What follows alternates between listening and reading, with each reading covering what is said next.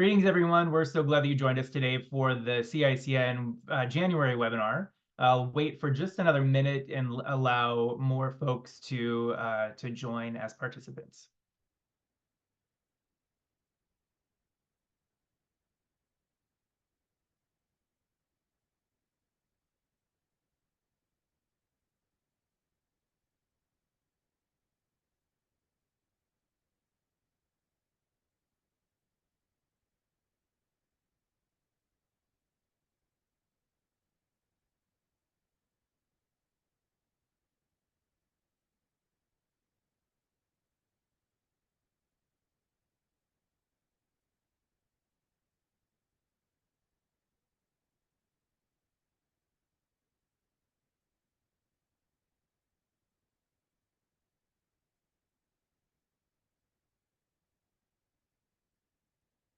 All right, well, Happy New Year, everyone. We will go ahead and get started with today's webinar. So good afternoon. I'm Garrett Berdan with the Institute of Child Nutrition, and I would like to welcome you to the January 2024 CICN webinar, Produce Procurement, Understanding Availability, Specs, Determining What You Want, and the Importance of a Collaborative Relationship with Your Produce Distributor. As a reminder, during today's webinar, all attendees are muted. There will be time for questions at the end of the presentation. If you have a question, please type it into the question box on your screen. We will try to get to as many questions as possible, but due to our time constraints, every question may not get answered during the webinar. After the webinar ends, a link to complete a short survey will appear. Please complete the evaluation survey.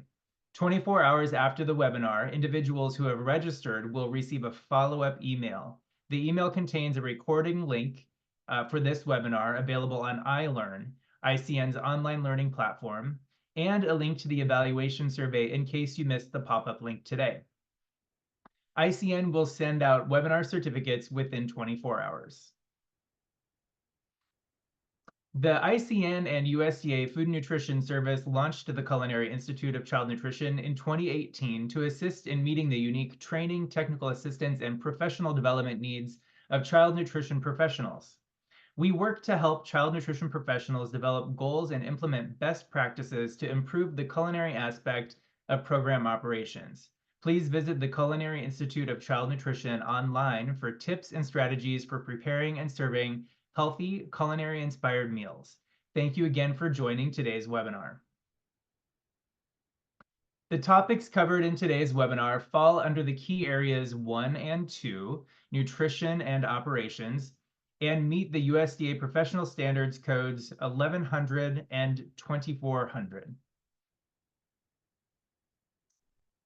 In today's webinar, a school nutrition leader and produce distributors will discuss their commitment to making fresh produce more readily available in school meals.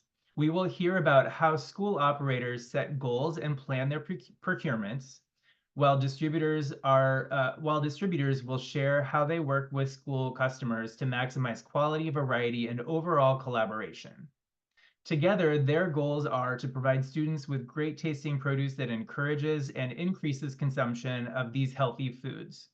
Additionally, distributors will provide guidance on how schools can request and specify certain items for their bid, share their knowledge about local and year-round growing seasons, and on-farm factors that may impact the supply of various produce commodities. This conversation will also provide an opportunity to share what information and flexibilities each party may need from each other in order to enhance the overall business partnership. The learning objectives for today's webinar are: recognize the steps involved in planning and setting goals for procuring fresh produce in school nutrition programs, apply skills to foster collaborative relationships with produce distributors, enhancing the quality and variety of fresh produce in school meals, and discuss the procurement process, including requesting specific produce items, considering local growing seasons, and understanding on-farm factors affecting fresh produce supply. I will go ahead and introduce all 4 of our guest speakers at one time, and then I will invite our first speaker out to meet you. So first I'll introduce Annalisa Tanner. Annalisa brings extensive experience in food service and finance, as well as a passion for positively impacting our food system. She holds a master's in food studies from New York University with a focus on food systems and city food policy. For 6 years, she was the executive director of food service and warehouse operations for the Austin Independent School District in Austin, Texas. There, she led a movement to redefine the urban school meal experience through programs like breakfast in the classroom, food trucks, salad bars, plant-forward menus featuring global flavors, increased scratch cooking, sustainable purchasing, and zero-waste cafeterias. As the executive director of school food operations at the Chef Ann Foundation, Annalisa advised school districts across the country on how to shift their food programs to scratch cook operations. Now, as the executive director of food and nutrition at Boston Public Schools, Annalisa is bringing scratch cooking with a focus on values-based procurement to the oldest public school system in the country. Our second presenter is Alex DeNovo, president of D&O Produce, a family-owned company based out of Columbus, Ohio. D&O is a produce distributor and also the exclusive distributor of Fresh Health's brand of value-added, ready-to-eat school produce items. D&O specializes in providing products and accompanying nutrition education to K-12 schools across the country. Alex has served on many boards and committees related to feeding children fresh produce, and is currently the chair of the International Fresh Produce Association's Foundation for Fresh Produce, which has the bold aim of growing a healthier world by changing the trajectory of human health through fruits and vegetables. Our third presenter today is Katie Whitehurst. Born and raised in the produce business, Katie has been with Royal Food Service for 10 years after graduating from Auburn University. A vital part of Katie's integration was developing a school department for Royal, now directly servicing over half of the K-12 schools in the state of Georgia. With a focus on consistent quality and service, the Royal name is synonymous with the exceptional service customers receive. Working alongside her two brothers and coworkers, Katie enjoys that this business is centered around people and relationships, because with produce, it's personal. And finally, we'll hear from Janelle Nash. Janelle Nash is a seasoned senior director of strategic sales, recognized for her exceptional proficiency in spearheading strategic business development initiatives. Her leadership spans from multiple departments, notably overseeing sales for Pacific Coast Fruit Company, food service, and the King Harvest brand, where she expanded processing business operations. With a diverse skill set encompassing sales strategy, business development, and procurement management, Janelle's career spans successful sales portfolio management, innovative product development, and optimizing in-house prepared foods. Her expertise is a testament to consistently surpassing targets, implementing operational efficiencies, and orchestrating strategic business expansions with the dynamic food industry. We're so happy to have Janelle with us today as well. So I would like to begin by having Annalisa join us, and she will share her perspective from the operations side of the business.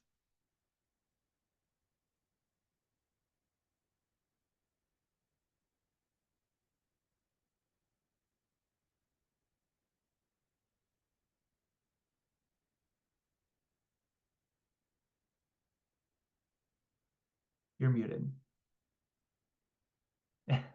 So I'm excited to share about produce procurement from Boston Public Schools. Excited to be here with you all today. Just a little background on Boston. We have 49,000 students who all receive meals for free at all 125 sites. I've got 535 staff to serve our 48,000 meals a day.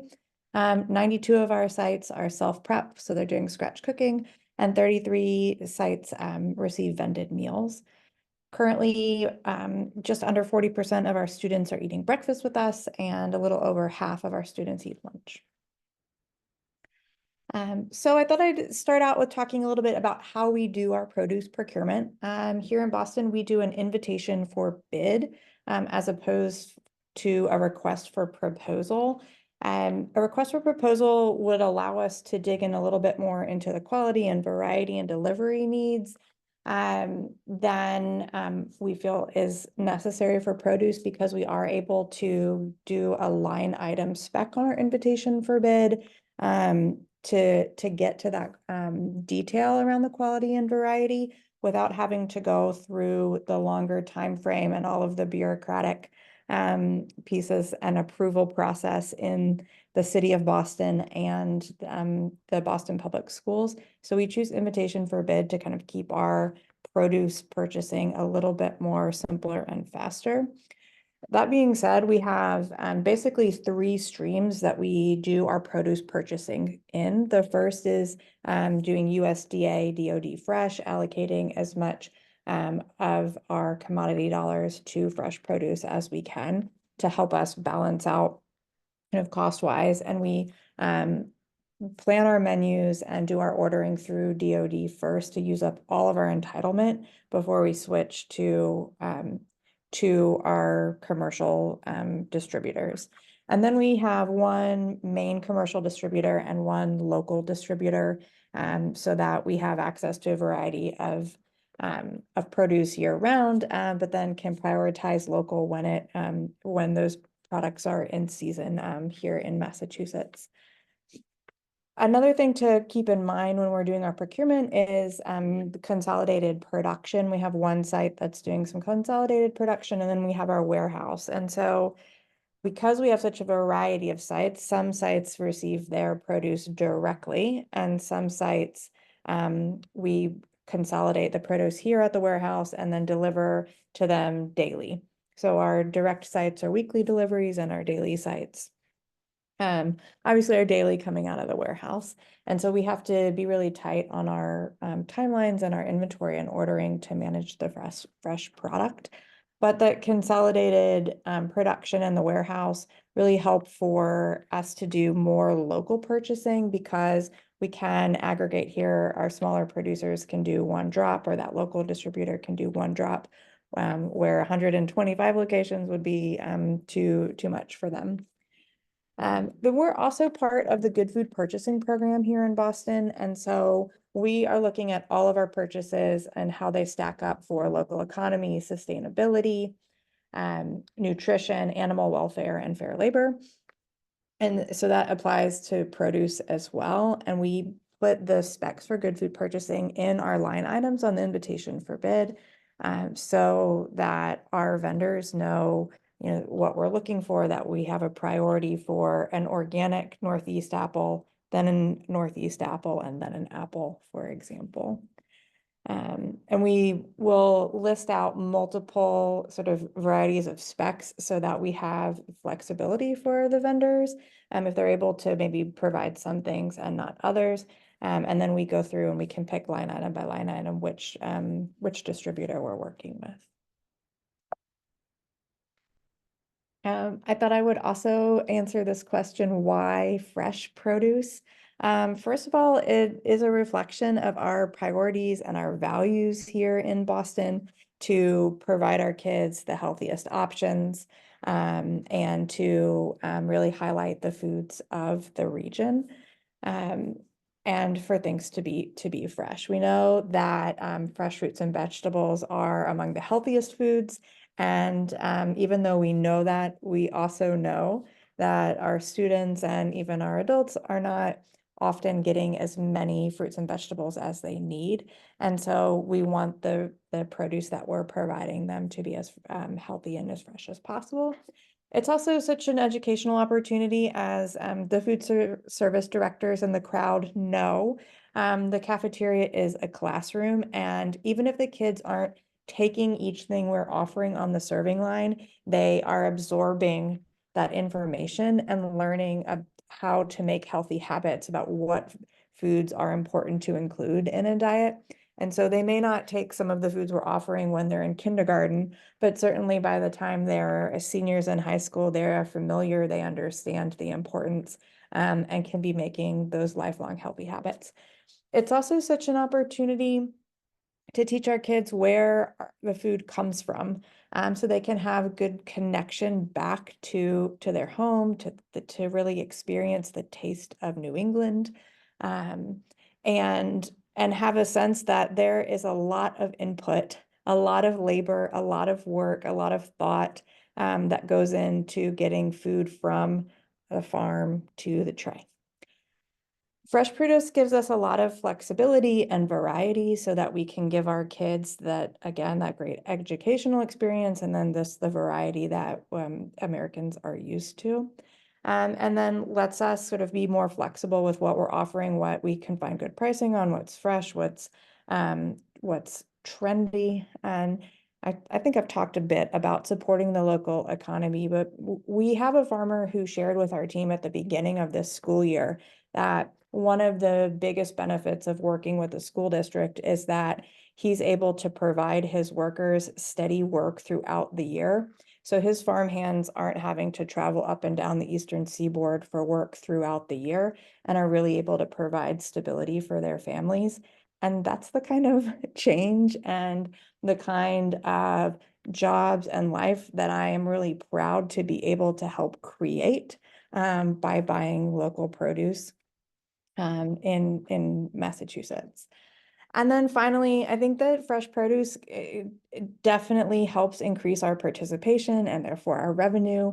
And the reason that we are here to serve the kids, we eat with our eyes first. And so the colors help to bring kids through the line, the flavor being fresh and tasty as well. And then you can see the salad bar there. It looks similar to quick service, what kids are expecting if they go out to Chipotle or something like that. So it gives more of a retail feel and helps communicate this value of worthiness. They're worth the money and the time that it takes to bring fresh produce to the serving line. So I thought I'd now talk a little bit about how we put our strategy behind our produce purchasing. So the first thing that we do is you can see over here on the right-hand side, I take our velocity reports from our prime distributors and from our produce distributors and sort them by what we spend the most money on so that we can see, and this is not actually Boston's on the right-hand side, it's another district that I was working with, what percentage of the produce that we're serving is canned, dried, fresh, or frozen, so that we can be really intentional about our menuing and say, okay, we know that we want to move towards more fresh, so we need to take a look at what we're doing frozen, what's possible to move over to the fresh category, as an example. And I think this kind of information is really eye-opening because you may not realize how much of your food dollars you're putting in to non-fresh produce until you kind of break it down in this way and look at your velocity reports as one consolidated piece of data.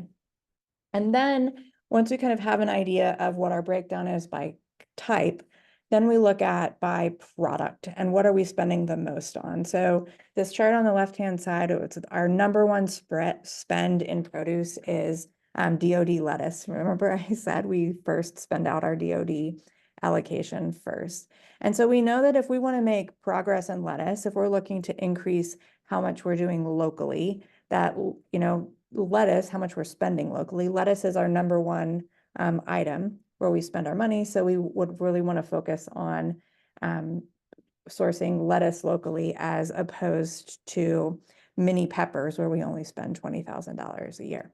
And so I think sorting out, you know, the amount that you're spending on each product then can help you think about what you might change to move over to fresh. If you see a lot of money that you're spending in frozen potatoes, for example, you might then choose to transition that to a fresh potato or a portion of it, you know, once on the menu, for example, to start to make a difference in your total spend by item. And so I thought I'd also show the same example by fruit. We do the same thing in this district that I was working with. They had a really strong value for fresh produce. As you could see, most of the fruit they were doing was fresh. And then about a third of what they were spending their money on in terms of fruit was canned. And so then they knew, okay, if we change one day in the menu cycle where we have canned over to fresh, we can get down to 15% canned and the rest to be fresh. And then the same thing, sorting by total, by your items. So over here in Boston, we spend the most on mandarins because we're getting them from DoD and they're coming from far away. But our second biggest spend was on apples. And so we were wanting to look at how do we spend more money locally? Apples are a Northeast commodity. And so this year we shifted all of our apples to local apples, and we know that we can expect about that $200,000 spend locally. And then you can see we continue to prioritize oranges for DoD just because of where we are in the country. So I think this is a really helpful tool to help decide what kinds of produce that you're going to be buying, and then where you might source them from. So the strategy around local or not, the other thing is to think about it one product at a time. It would be really easy on that list of the top 20 fruit that we look at to try to say we want to move all of it. And it's really one thing a year. Apples were this year, we'll pick our next item for 24, 25. Again, looking at the highest volume, and the amount that you're spending on. We also look at vegetable subgroups. So instead of buying baby carrots that have to go to California to be processed and then come back to the East Coast, we source those carrots locally, so that all of our red orange is met with local carrots. We think about seasonality, of course, and so we have fresh broccoli in September and October only. And then we have a local processor who freezes the broccoli for us, that then we serve the rest of the school year when it is not available in the Northeast, fresh, local. But it allows us to have taken a really good fresh product that's local and serve it from Maine year round. And then also thinking about domestic availability and what is culturally diverse. We can move beyond sort of, the standard 10 items that we all serve to include things like kalu for the Haitian Creole population, or bok choy, and beginning to think about those items that you're doing that may be more culturally diverse. You'll have maybe bringing in lower volume, so it could be a good fit for a local buy. A couple strategies on how to make fresh and local produce work. Number one is salad bars. Every day at every site, self-serve is what I would suggest. And it's an excellent way to minimize labor spent on preparing hot veg, because the kids can choose fresh and make the choices of what they want to eat. And you're not having to cup up, so you save on labor in that way as well. So we do all of our produce on the salad bar, so that the kids have this sort of one-stop shop of where they're getting their produce from. And we run it through in themes. So we have a Cobb theme, an Asian salad theme, a Greek salad theme. That way the kids can make whatever kind of salad that they want, but they have some variety built in. And then the next thing that's really important, I think, particularly if you have a salad bar, is to have food processors or robocus so that your team can really quickly and efficiently slice the cucumbers and shred the carrots, for example, instead of having to do everything by hand. So I think that having the proper equipment can really help support the team in doing more fresh produce. Breakfast is an area where we often forget that veggies are a good fit. We have a great frittata. Breakfast tacos with veggies in them are another breakfast quesadilla is something that we're doing. So there's opportunity to add veggies at breakfast. Like I said, we run a lot of our produce through the DoD Fresh program, and then we're part of the Fresh Fruit and Vegetable program at 80 schools. So that's another area where we have fresh produce coming in IW packs, so to kind of streamline that process through the schools. I did mention that frozen local, thinking about how you can capitalize on that growing season that's not during the school year, but still have the produce for the kids throughout the year. And then Harvest of the Month is another great strategy. We're part of through the Massachusetts Farm to School program, where once a month we're featuring, with signage and morning announcements and other activities, a local item of the month, and we do that on the salad bar as a side, and then next year we'll have it in one of the entrees as well. And then another strategy for making your fresh and local produce work is to connect growers with distributors. So we've met farmers here in Boston, and I'm also in Austin, where the farmer is excited to work with us. The volume is at an okay place, but they can't do the distribution. And so we've connected them with our distributor, and that's grown the market for the farmer and also for the distributor, giving them another source, and then gotten us this local produce that we were really wanting in a way that it could make it out to each school. So it's a great strategy to be that conduit and create the connections you need, instead of expecting for the growers to find the distributor or the distributor to be responsible for connecting the grower or finding the growers.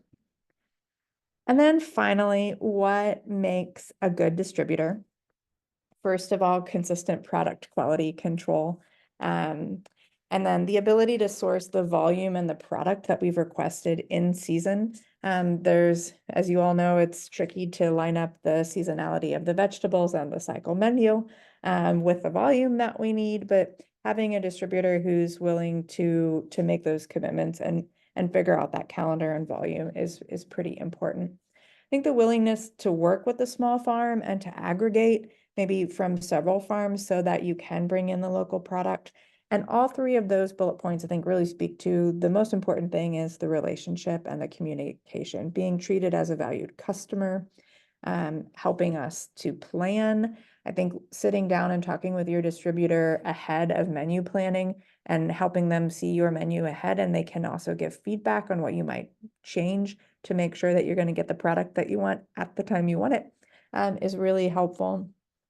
I think that some of our best distributors have been really candid about limitations, whether it's about pricing, limited stock, or saying what they can do, even if they can't do 100% of what we ask, telling us what they can do rather than just saying no, and helping us understand the produce industry, because we're very used to a school district saying, here's what we need, go ahead and give it to us. And it really does need to be a give and take relationship where we're really collaborating and problem solving together. And then finally, I think something that makes a great distributor is suggesting new items, and making those connections for the growers to bring product to market so that our kids are really getting to have all of the variety of what is available to us and to them. So we can just continue that educational experience. So that wraps up my notes. And I'm ready to welcome Alex to the stage. All right. Well, thank you so much, Annalisa. Really awesome what you guys are doing there in Boston. That's incredible. Can you see my screen all right? Yep, looks good. All right, perfect. Well, thank you all so much for being here. 48,000 meals per day. That's incredible, Annalisa. I really want to thank Institute for Child Nutrition, and specifically Garrett for hosting. Really appreciate it, Garrett. And also Andrew Marshall with the International Fresh Produce Association, who organized all the distributors to come together. So Andrew, I hope you're watching. If you're out there, thanks, Andrew. Appreciate it so much. I'll spare you the introduction of me and my company, because I think Garrett did a good job of doing that. But I do want to point out, as Garrett mentioned, that I'm chair of the International Fresh Produce Association's Foundation for Fresh Produce, which has the really audacious and bold goal of changing the trajectory of human health through fruits and vegetables, which is amazing. And we know that that cannot happen without children. And the foundation's one of its top priorities is children. So that's something that we're really focused on. And these types of events are so incredibly important. I also do want to point out that I have 7 children. And I point that out just hopefully to give me some credibility, although I don't expect that too much. They're all little kids, though, but really so you'll just have empathy for me. So with that, I like to start out with why. Why does produce matter in schools so much? In this country, people are sick. We spend a ton of money on illness treatment due to diet-related diseases. And we have a reactionary healthcare system rather than a preventative healthcare system. And we can confront that challenge from a young age. And that's, I think, where forming these habits starts, is at the school and building those habits. That's why it's so important for what we're doing right now, and getting the kids to be comfortable with produce and really demystifying fresh fruits and vegetables. So that's why it's so important. It's more than just feeding kids, although that's extremely important as well. But it's getting kids comfortable with fresh fruits and vegetables and making that a part of their lives. So we went through a couple of the different ways that schools procure fruits and vegetables. From my world, being a distributor and also having a fresh cut processing affiliate, there's a few different ways that we talk about it. There's DoD Fresh. That's a big one. FFVP, the Fresh Fruit and Vegetable Program. And then we talk about, kind of bucket the other ones into commercial, even though there's pilots and there's some smaller farm to school programs out there and stuff like that. But I'll just briefly touch on these because I know some other people are going to talk about them a little bit. But DoD Fresh Program, it's the USDA's basically National School Lunch Program for produce. It's administered by the Defense Logistics Agency out of Philadelphia. And this awards long-term contracts. So you're talking 4 to 5 year contracts through a competitive bid process. So this isn't going to be something that the school district really will have any control over. But it is a great program. It's been growing. I think in 21-22, it had, I got it up there, roughly $500 million worth of dollars flowing through it, which is probably more this year. I wasn't able to access the actual figure on that. But it comes with consistent deliveries where you collaborate with your vendor to figure out what day of the week works the best for you. There is an emphasis on purchasing local, which is extremely important. Annalisa mentioned how much of that she does at Boston, but that helps to support the local economy, which is extremely important. So if you are a district that has an opportunity to be involved with DoD Fresh, you should definitely take advantage of it because it is an extremely good program. FFVP is another program. This is typically bid out through an RFP or an ITB, whether that's, if it's a large enough district, it might be that district alone. It might be a group of districts through some sort of like a buying group, basically.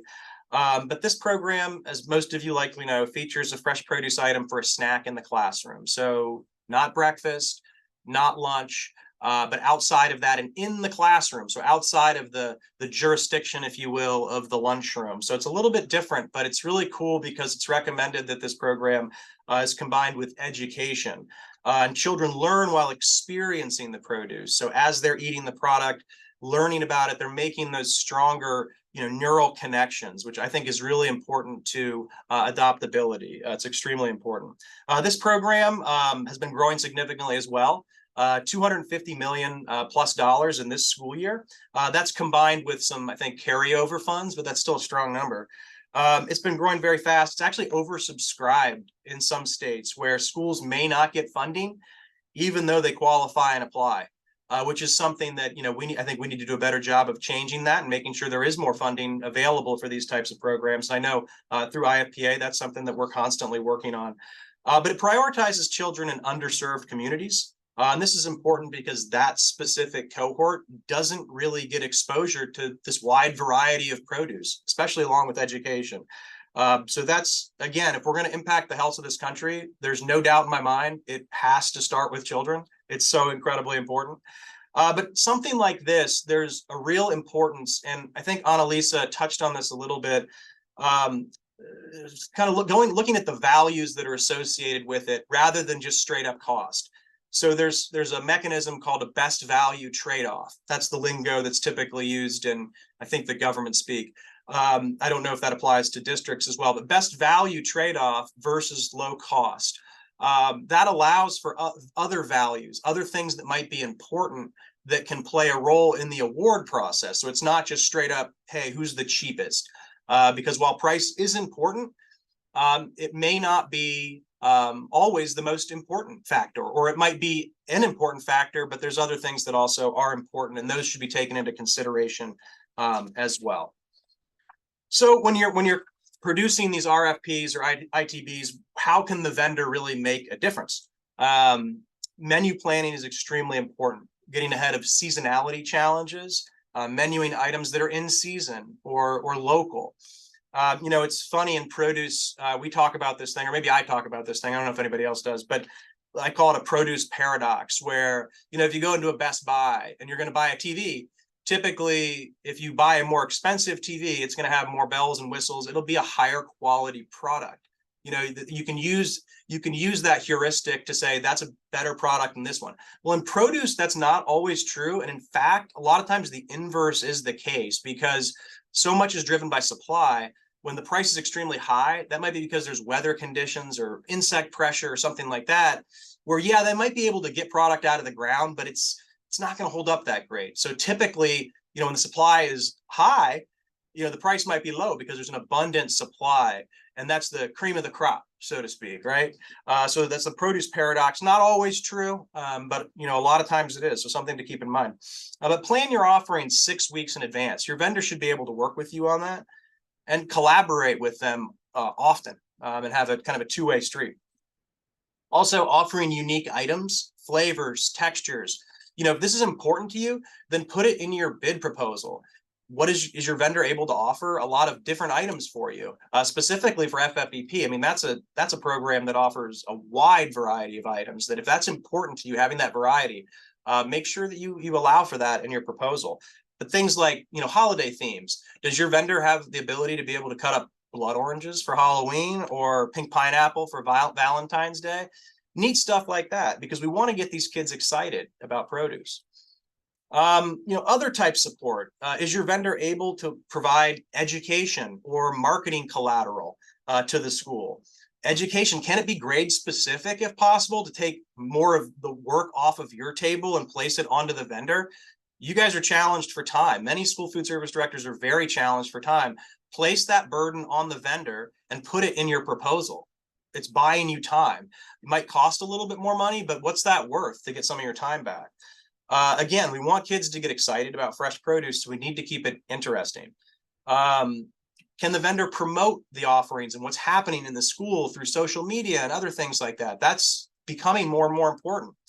One thing I'll point out, these are produce posters that are on the left-hand side of the screen. We produce those. There's a link at the end of this I'll make available. We have them for, like, I don't know, hundreds of different items. They have the nutritional facts as well as just some interesting facts. A lot of our customers and non-customers use those. Feel free, download them, do them whatever you want with them. We don't expect anything from it. Just use them. They're useful. They're pretty. Lakshmi in marketing designs them along with Marissa, so they do a great job. I hope you're watching, guys. Anyways, I want to point this out because I think this is really cool. This is something that we did that is really interesting, specific to FFVP. We created this Snack Time Explorers Toolkit. That's what we call it. It's specific for FFVP, and it's basically replicable lessons that we developed with our partners at Pilot Light. They're out of Chicago and they're a nonprofit. They do excellent work in the nutrition education space. And we worked with them to really create a standardized playbook for educators to implement FFVP in the classroom. Because like I said, it is kind of out of jurisdiction. And how do you get that stickiness to bring it all together? And this is just a creative way. I'm not selling it. I'm just saying this is something really interesting. We're actually hoping to open source it, so it wouldn't even be sellable. But anyways, this is something that I think that you should push on your vendors, get them to do stuff for you. This creates participatory learning, experience with the product, curiosity, builds community within themselves in the classroom, and also relationships, not only with the people in the class, but also the product itself. And their lessons are based off of 7 food education standards that they've developed and vetted. So it's really super cool. But in order to allow for the vendor to best serve your needs, it's so important to factor for things such as service and education and diversity of product and local to count towards the award. If you want it, prioritize what you want. But in order to create successful fresh produce programs, schools and their vendors absolutely must work together to create the best program possible for our customer, who is the children that are going to grow up and run this country, right? So we need them to be in the best possible position to do that. If we're going to change the trajectory of human health, it starts with children, and it's absolutely necessary that we all work together.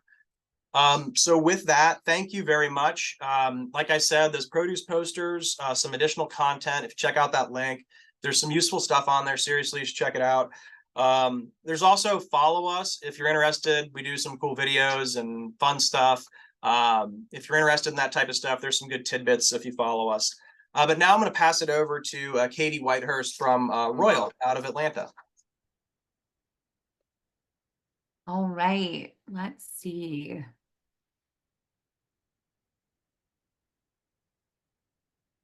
Alex, am I there? You got it. I'm there. All right. And we're at the end of my presentation, so we'll go to the start. Hi, everyone. I am Katie Whitehurst. I'm a second generation owner of Royal Food Service in Atlanta. We have 5 kids working in the company, and we are just excited to kick off the new year. So I'm excited to be with you guys. We are a full service produce specialty distributor and processor. We have 3 facilities located all on the same street in Atlanta. We've got roughly 120,000 square feet of processing capabilities with around 60,000 square feet of cold storage. So that would be just our regular standard coolers. Our customer base includes everyone from obviously K through 12, but universities, colleges, stadiums, white tablecloth, and everything in between. We've got about 95 trucks on the road every day, and we go as far west to Birmingham and as far north to Chattanooga and as far east to Aiken. So we really kind of try and cover the Southeast area. So first, we are in this together. There's a couple of things that I would recommend as far as finding a distributor. And the first thing is find someone that's a partner. Find someone that is willing to put boots on the ground for you. And that could be a specialty distributor. We consider ourselves a specialty distributor versus a broadliner.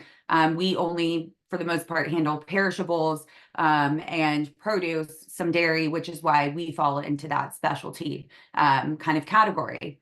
And by boots on the ground, what do I mean? Someone who's going to go out to your schools, someone who will also hop on a harvester in California and, you know, see how carrots are harvested so that I have better information to go back to you guys. And then school programs that we service, obviously, your normal lunch program, breakfast program, seamless summer.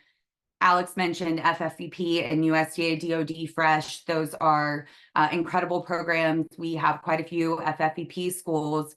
And here in Georgia, they are typically just put onto a standard produce contract. And then for the DoD contract, we do have that for the state of Georgia.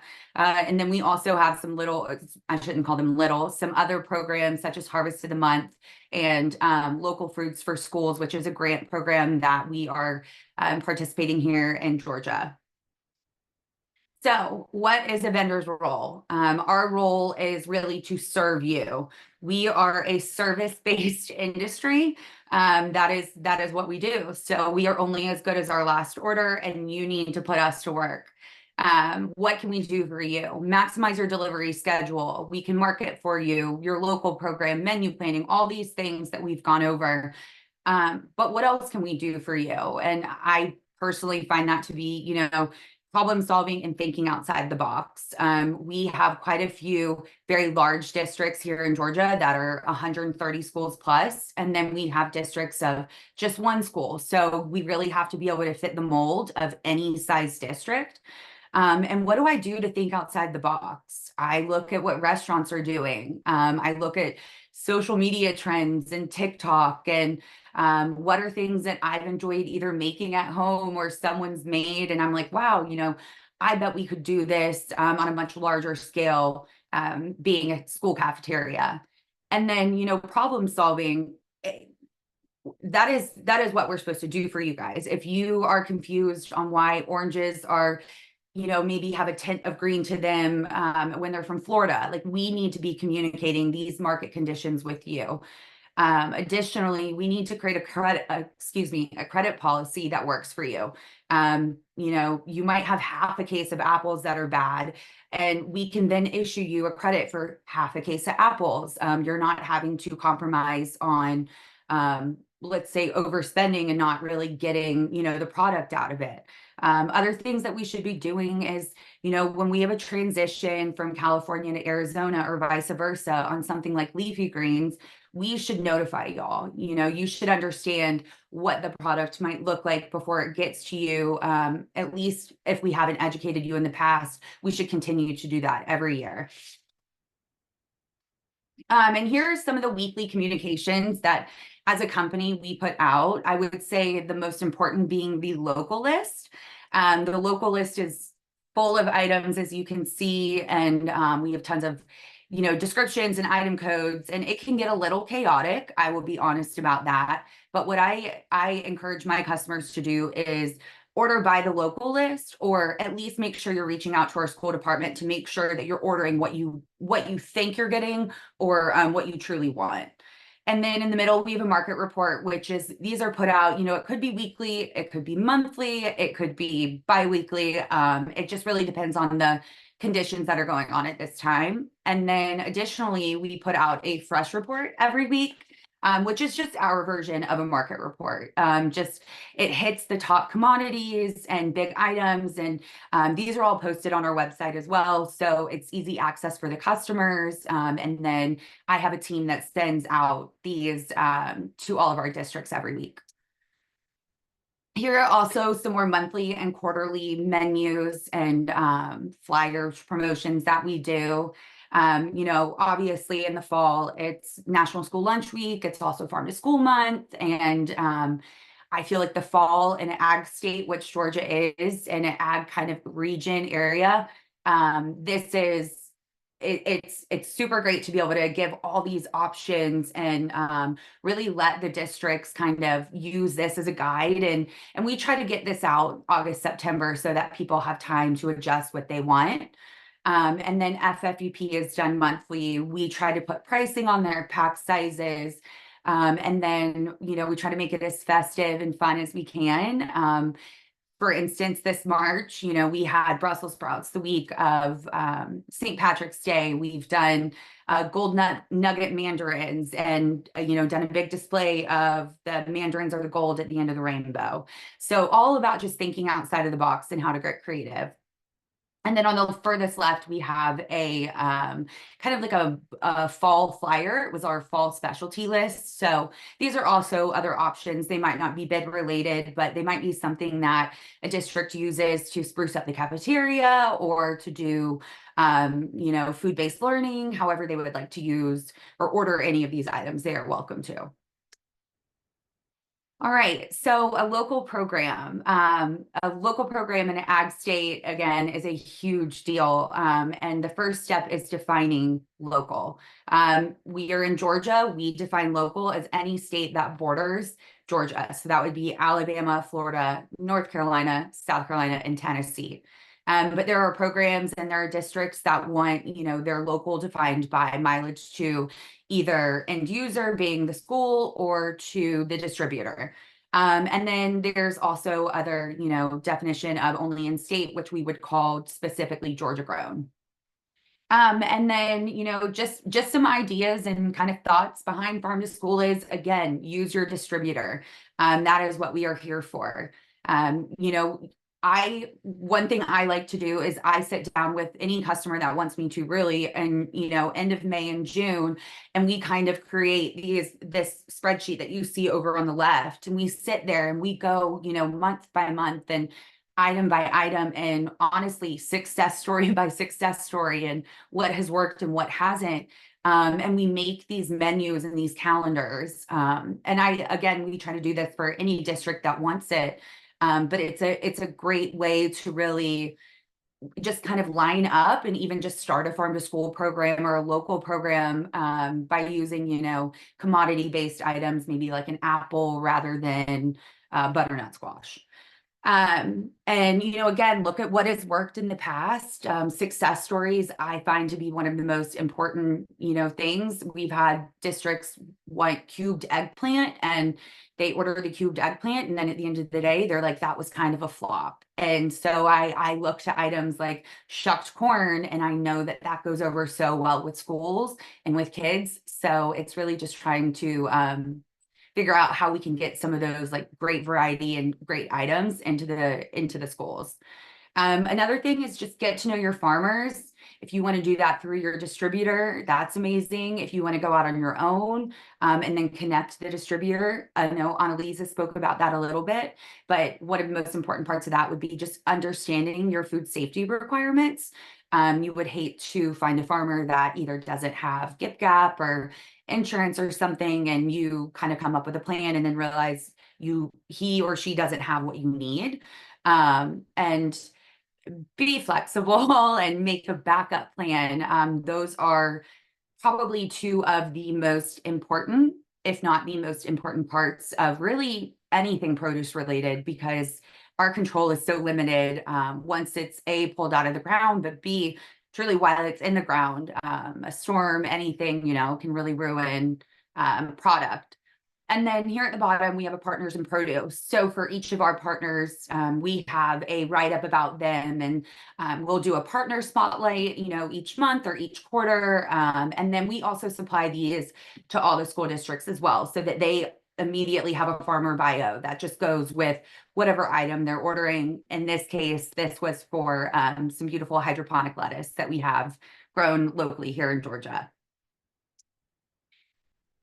Fresh cuts, a huge benefit of fresh cuts, or I think schools can very greatly benefit from fresh cuts. You'll see some of the benefits here: labor, different affordable options, goes back to your local economy. It can be a win for your district, for your distributor, for the farmer, for the processor. It can be very full circle. Lots of culinary inspiration. You've got a great yield and consistent quality. These are all super important, especially with fresh cut product, because you order something and you expect it to have that 100% yield. And so here's some of these items that we do. I should say shapes, maybe not items, like julienne peppers, half moon shape, diced, sliced, shredded, wedged. And we can do these in different sizes and in different blends and medleys. And processing is a great thing because you can kind of make a recipe that works for you. Here's a list of some of our school packs. IW items are a huge item, or a huge mover for us, and IW means individually wrapped. Just because labor and the amount of servings that cafeterias are having to put out, sometimes you just need that extra help. And because there are so many different items available, we're able to kind of keep it fresh and exciting. And then our number one rule in processing is, if you would not serve it to your child, you find a manager or a supervisor.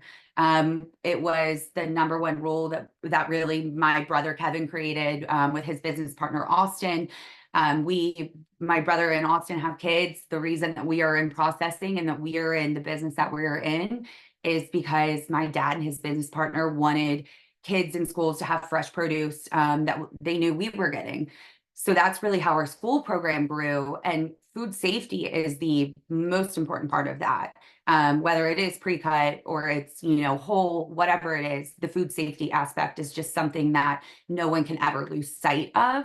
And so that's why for us, the number one rule is, if you are on that floor processing, if you are cutting something and it just doesn't look right to you, if you feel the quality is, if it's soft, if it's, mealy, whatever, you find someone to let them know, so that, we're not sending out product that we can't stand behind.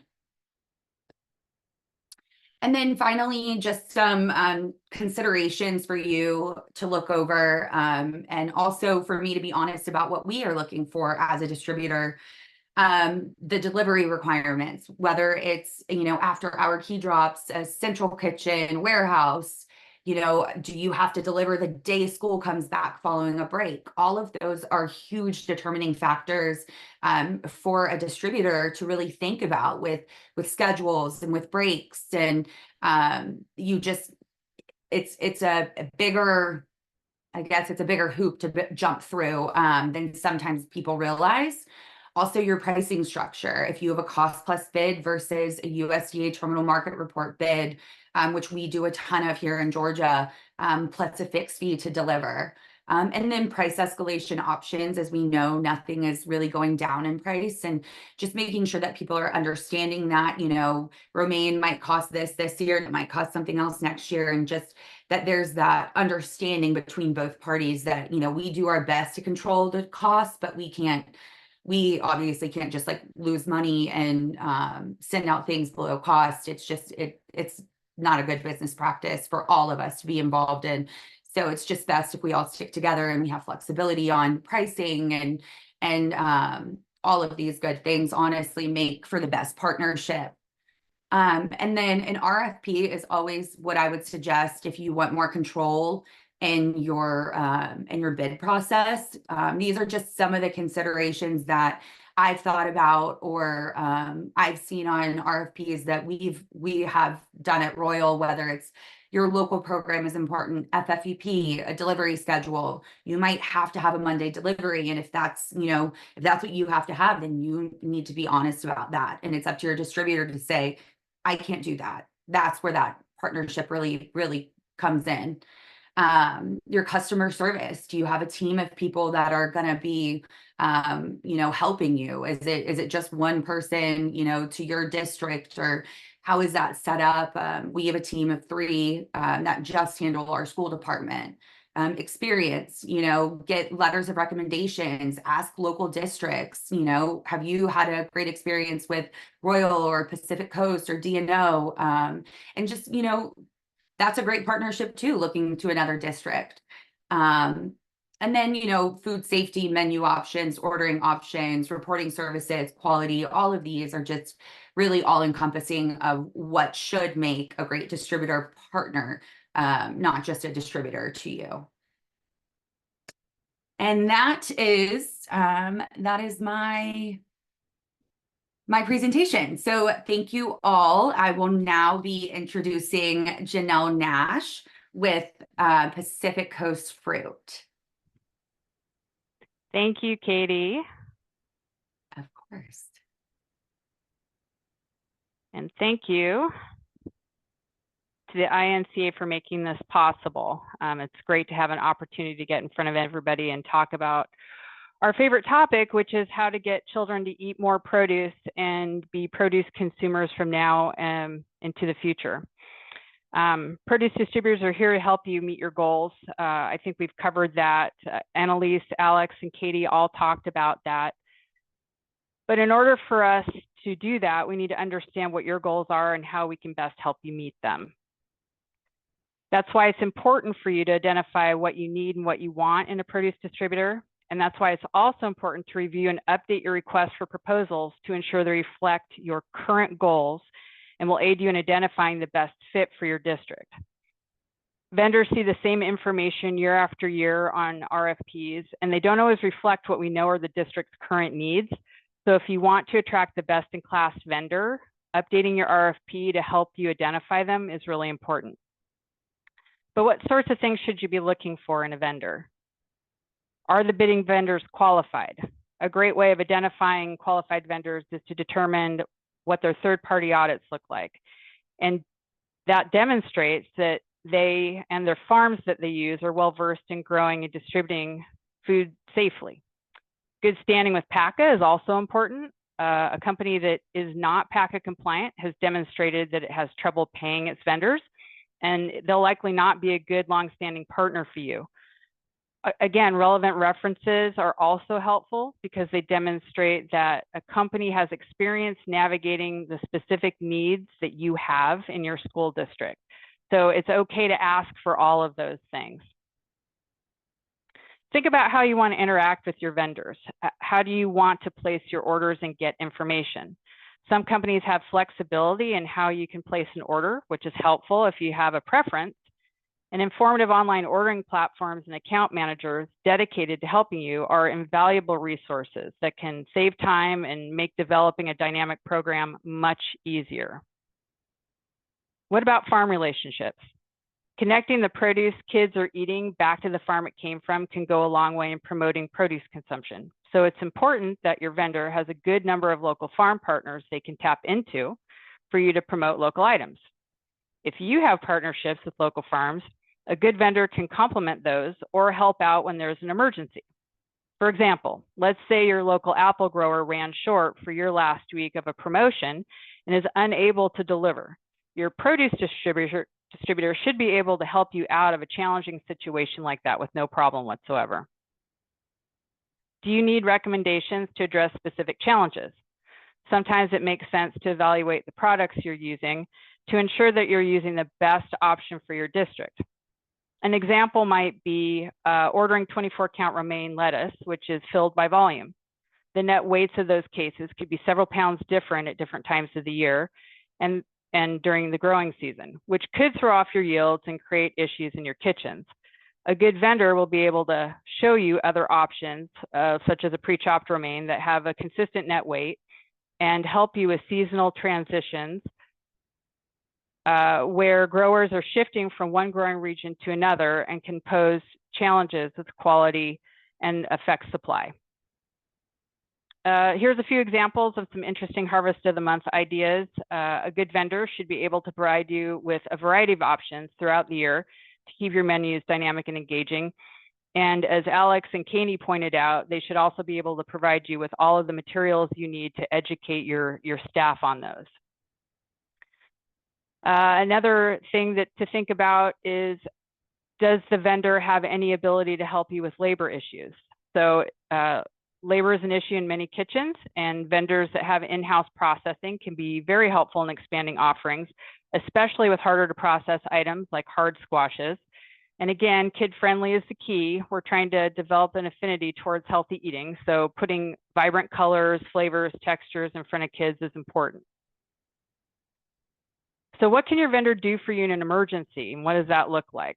A couple of recent emergency examples that Pacific Coast Fruit Company helped our school district partners navigate were during a recent strike in Seattle, Washington. We were able to help the district by providing fresh vegetable wraps and salads to the district when labor was non-existent. And this allowed the district to get through the strike without compromising its dedication to providing fresh meals. And then during the COVID shutdown, we were also able to provide take-home meals and meal kits that families could pick up at their local schools and use for the next week to feed the kids. The boxes included whole produce items and easy recipes that we created and that a family could prepare together at home during a very stressful time. So being able to connect like that, even when the kids aren't at school, is important. School district meetings. That's an excellent time to have your vendor come in and have your kitchen team sample some of the produce you're offering the children. It's always surprising at these events to discover how many people have never had an opportunity to try delicata squash, pomegranates, or kumquats.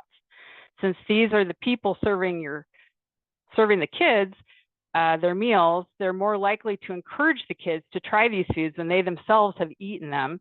And it's really rewarding at these events to hear the positive comments when an adult gets to try something new and has a positive experience.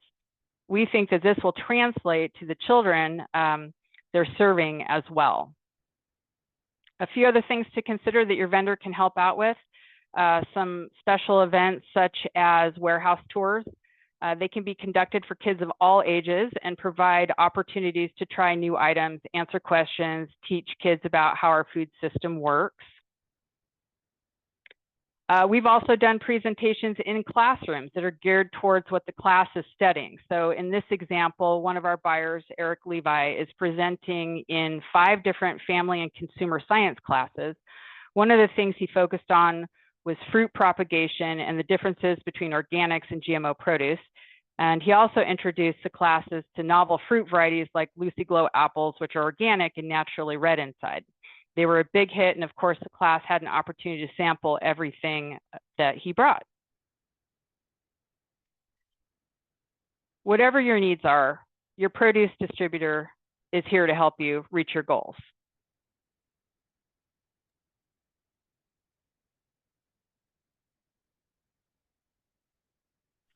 Thanks, Janelle.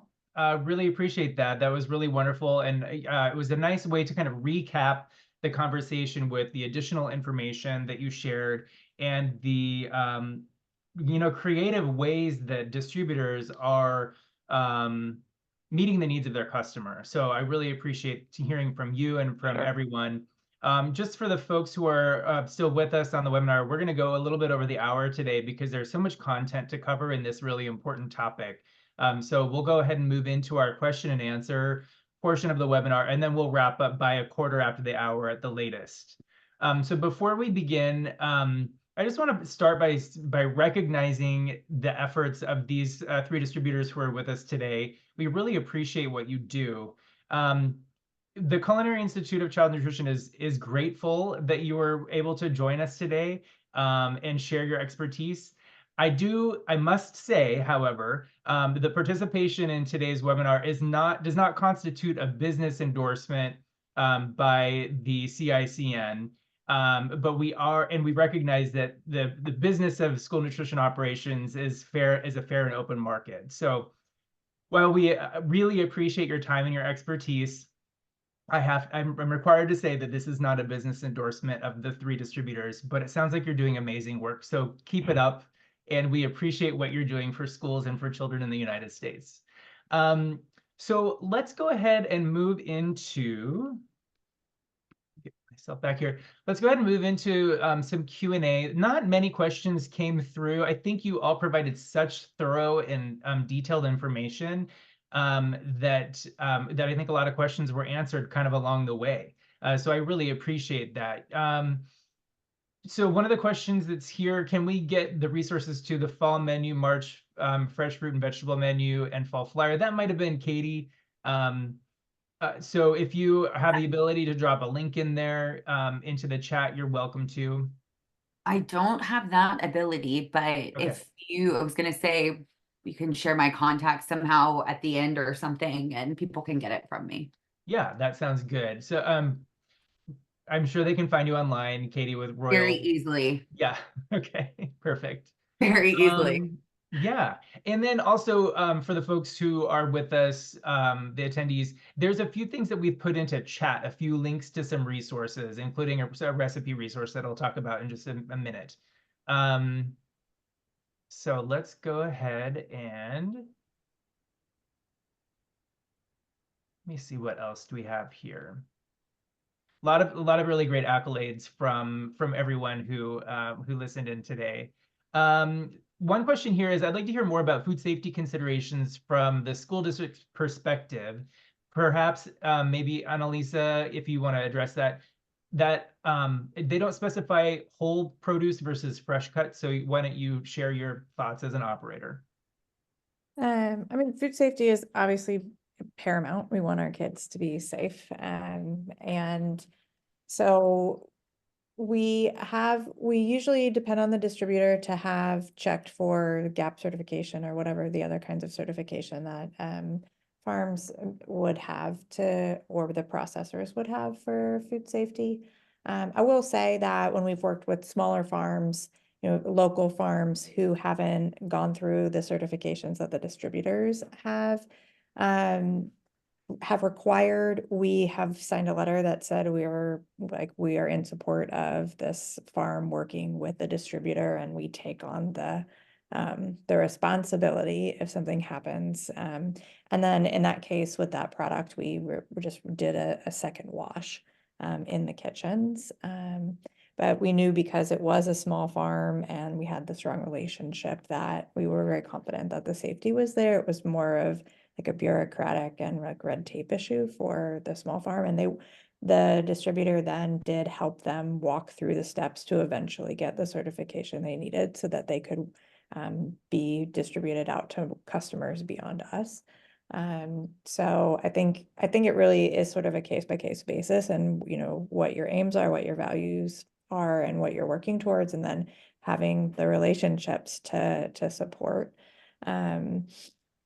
With a fresh cut, I think the dating, the checking, I think one thing, I'm a huge proponent of scratch cooking, and when we are in control of our food, we are able to verify that it is safe. because we're the ones that are preparing it. And then I think, you know, we also, with our local processors, we have visited their facilities, so we have seen firsthand the food safety protocols they have in place. I don't know what else to answer the question. Hopefully that gets at what you were looking for. Yeah. Yeah, thanks, Annalisa. I think that was helpful. You know, in listening to all four of you present today, you know, one of my key takeaways from today is just remaining open to communication at all times between the operator and the vendor, and just keeping those channels open so that you know what's available, what your needs are, what the vendor's needs are, how they can respond to your needs. So there's been a lot of really good examples today of that, and I appreciate that. What we were hoping to showcase was just what a good partnership looks like in this, you know, as a school district and as a distributor. One other question here that I think we have time for, and I think this is kind of a nice way to wrap it up, but if the panelists could share one lesson learned in 2023 about how schools can become better customers in 2024, what would that mean to you? Who would like to start? Garrett, I'll kick it off because I Okay, saw go ahead. that question and I was like, what's one thing, like I was thinking about like a pet peeve that I might have. So we have a lot of customers that are distributors, and we live in the Midwest where snow is an issue. It affects a lot of things negatively. And one of the worst things that happens is when one of our distributor customers gets stuck with our product, where we ship them their product that they're going to send to the schools in anticipation of that school receiving the product. And then if there's like a 3-day, 4-day shutdown of the schools, sometimes that distributor is stuck with the product and he basically has to liquidate it, which could be 50,000, 100,000. I mean, it can be a lot of money. And that's one thing that, you know, if I had a wish for there to be like a better customer thing that's a pet peeve, it would be for there to, you know, at least at minimum share the burden, because a lot of these distributors are small. They're small family. We're a small family company. We've been stuck many a time. But the distributors, then when they get stuck with this product, it's devastating. So that would be one thing that just like, remember when you place an order, the wheels are in motion for this highly perishable product, and, you know, at least share the burden when something like that happens. We get it, but don't stick the vendor with the whole burden. Thank you. I'll go if you don't. Yeah, sure. So I would say, I know I harped on this, and it seems kind of like, oh yeah, of course, but delivery schedules, and it's just not possible for everyone to have a Monday morning delivery. Even if you have 10 schools, that's a truck. So you know, even if we left our warehouse at 5 and delivered 10 schools, everyone's still not going to have a morning delivery. So I think just, you know, working with a distributor to figure out what are menu options that you can do to alleviate some of that pressure, you know, on if you get a later delivery during the week, but just that flexibility and understanding is, it's really crucial, I think, at this point as you see more fresh produce being ordered.